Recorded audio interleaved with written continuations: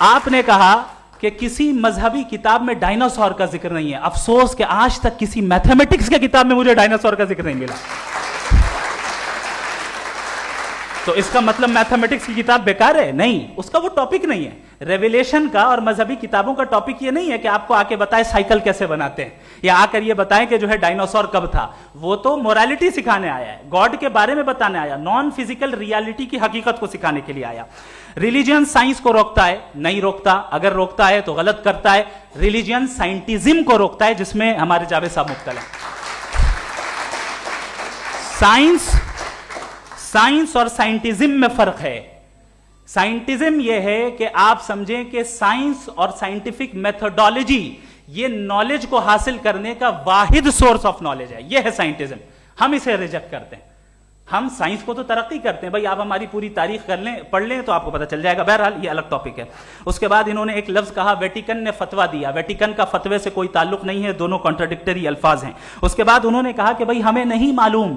اگر نہیں معلوم تو کلیئرلی کہہ دینا کہ نہیں معلوم ہے, اس میں کیا حرج ہے.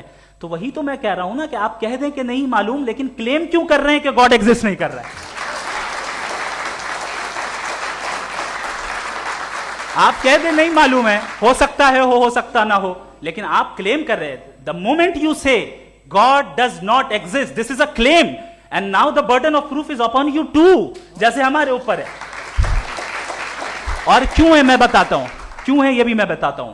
فلسافیکلی جو کلیم ہوتا ہے نا, صرف یہ نہیں ہوتا کہ انسان کہے پازیٹیو کلیم کرے اور نیگیٹو کلیم کرے تو برڈن آف پروف نہیں ہے. آپ مثال کے طور پہ میں کہوں کہ فلاں اس کمرے میں کوئی نہیں ہے, میں نے ایک نالج کا کلیم کیا ہے. اس کمرے میں کوئی نہیں ہے, میں نے ایک نالج کا کلیم کیا. یا تو میں کہوں مجھے نہیں پتا, ہو بھی سکتا ہے نہیں بھی ہو سکتا ہے, دس is not a claim.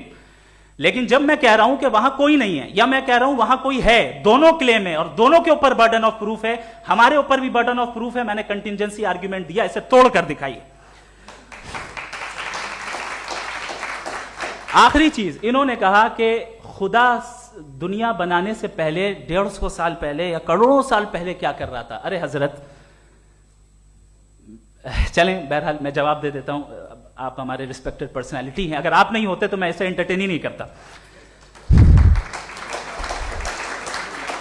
Time یہ 100 سال پہلے یا 100 سال بعد, پہلے بعد میں ابھی, یہ وہ الفاظ ہیں جن کا تعلق ٹائم سے ہے.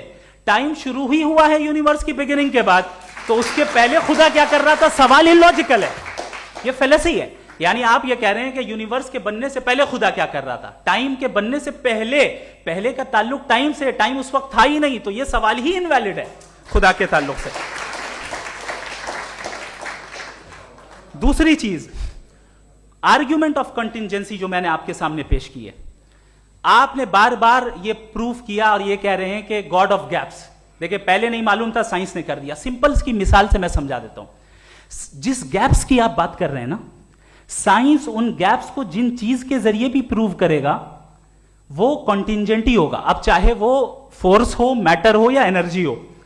لہٰذا سوال ہمارا اس وقت بھی ویلڈ ہوگا جب تک کہ آپ نیسیسری بینگ پہ نہ آ جائیں, اور انفینٹ ریگریس پاسبل نہیں ہے of causes in practical world, تو ظاہر ہے کہیں رکنا پڑے گا. جہاں رکیں گے وہی خدا ہے. دوسری